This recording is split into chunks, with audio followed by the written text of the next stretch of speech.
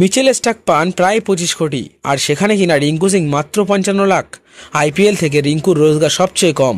তাহলে কি দল বদলাবেন কেকেআরের এই তারকা? দেশের হয়ে খেলা ক্রিকেটারদের মধ্যে আইপিএল থেকে সব থেকে কম আয় করেন রিঙ্কু সিং। টি-20 ক্রিকেটে দেশের অন্যতম সেরা ফিনিশার তিনি। তাহলে কি 2025 আইপিএল নিলামে উঠে দল বদলাতে পারেন রিঙ্কু সিং? চ্যাম্পিয়ন হওয়ার পর কি বললেন তিনি? সমস্ত খবর বিস্তারিত জানতে হলে একটি লাইক দিয়ে ভিডিওটি শেষ অবধি দেখুন। টি-20তে রিঙ্কু সিং কী করতে পারেন তা সবারই জানা। গত আইপিএলেই 5 বলে 5 ছক্কা মেরে ম্যাচ জিতিয়েছেন কলকাতাকে। ভারতীয় জাতীয় দলের হয়ে অভিষেকও হয়েছে গত বছরের আগস্টে। ভারতীয় ক্রিকেটে ধোনির পরে ভারতের অন্যতম সেরা ফিনিশার হিসেবে বিবেচনা করা হয় রিঙ্কু সিংকে।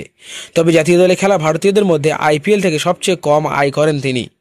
2018 সালে কেকেআর রিঙ্কুকে নিয়েছিল 80 লাখ টাকা দিয়ে। 3 বছর পর 2021 সালে তার মূল্য বৃদ্ধি পায়নি। কেকেআর তার সঙ্গে চুক্তি করে 55 লাখ টাকার বিনিময়ে। বছর বছর যেখানে ক্রিকেটারদের আইপিএল থেকে আয় বৃদ্ধি পায়, সেখানে রিঙ্কুর আয় কমে গিয়েছিল এক ধাক্কায় বছরে 25 লাখ টাকা। অনেকেই মনে করেন রিঙ্কুর অনেক বেশি টাকা প্রাপ্য। বিশেষত 2023 সালে আইপিএলে গুজরাট টাইটান্সের বিরুদ্ধে শেষ ওভারে 5টি ছক্কা মেরে কেকেআরকে অবিশ্বাস্য জয় এনে দেওয়ার পর রিঙ্কুর জনপ্রিয়তা বৃদ্ধি পেয়েছে বহু গুণ। পরে আন্তর্জাতিক ক্রিকেটেও সাফল্য পেয়েছেন কেকেআরের এই ব্যাটার। তাতে অবশ্য আইপিএল থেকে তার আয় বৃদ্ধি হয়নি। রিঙ্কুকে এখন আইপিএল নিলামে তোলা হলে 10 কোটি রুপিতেও হয়তো হবে না তাকে নেওয়া। তাকে দলে নিতে ফ্র্যাঞ্চাইজিগুলিকে হয়তো এর চেয়েও বেশি টাকা খরচ করতে হবে। কলকাতায় রিঙ্কুরই সতীর্থ অস্ট্রেলিয়ান পেসার মিচেল স্টার্কের আয় 24 কোটি 75 লক্ষ টাকা।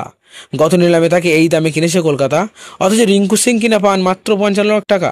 এতদিন অনেক ভক্তরা এই নিয়ে প্রশ্ন তুলেছিলেন, আর এবার 2024 আইপিএলে কেকেআর চ্যাম্পিয়ন হওয়ার পর এই বিষয় নিয়ে মুখ খুললেন স্বয়ং রিঙ্কু সিং। আইপিএলের থেকে আয় নিয়ে রিঙ্কু সিং বলেছেন, 50 থেকে 55 লাখ টাকা আমার কাছে অনেক। ক্রিকেট খেলতে শুরু করার সময় কখনো ভাবিনি এত টাকা আয় করতে পারবো। ছোটবেলায় কেউ হাতে 5-10 টাকা দিলে দারুণ লাগতো, এর বেশি ভাবতেও পারতাম না। এখন বছরে 55 লাখ টাকা পাচ্ছি, এটা আমার কাছে অনেক বেশি। ঈশ্বর যা দিচ্ছেন তাতেই খুশি আমি, এভাবেই ভাবি আমি। কখনো ভাবিনি আরও বেশি টাকা আমার পাওয়া উচিত, কেন আমাকে অন্যদের মতো টাকা দেওয়া হয় না? যে টাকাটা পাই তাতেই আমি ভীষণ খুশি। একটা সময় আমার কাছে কোনো টাকাই ছিল না, তাই টাকার মূল্য ভালোই বুঝি আমি। 22 গজে এত সাফল্য পাওয়ার পরও কীভাবে এত সাধারণ জীবনযাপন করেন, এই প্রশ্নের রিঙ্কুর উত্তর দিয়েছেন, আমি যদি সত্যি বলি তাহলে ভ্রম মনে হবে। দেখুন, আমরা সঙ্গে করে কিছু নিয়ে আসি না, সঙ্গে করে কিছু নিয়েও যাব না। সময় কখন বদলে যাবে আমরা জানি না, কখন কেমন দিন আসবে কে বলতে পারে। যে পৃথিবীতে এসেছি সেভাবেই চলে যেতে হবে, তাই সাধারণভাবে থাকার চেষ্টা করি। ক্রিকেট খেলে পরিবারের সচ্ছলতা আসায় খুশি রিঙ্কু সিং। আইপিএল বা ভারতীয় দলের হয়ে নিজের সেরাটা দিতে চান তিনি, আয় নিয়ে ভাবতে চান না। এবছর ভারতীয় ক্রিকেট বোর্ডের কেন্দ্রীয় চুক্তিতে ঢুকেছেন রিঙ্কু সিং। বছরে 1 কোটি টাকা পাবেন বোর্ডের কাছ থেকে। আর তিনি এও জানিয়েছেন যে 7 বছর ধরে কেকেআরে থাকার পর এবার চ্যাম্পিয়ন হয়ে তার স্বপ্ন পূরণ হয়েছে। তো বন্ধুরা, আপনাদের কি মনে হয়, রিঙ্কু সিং কি কেকেআর ছেড়ে দিয়ে নিলামে উঠবে বেশি টাকা পাওয়ার জন্য?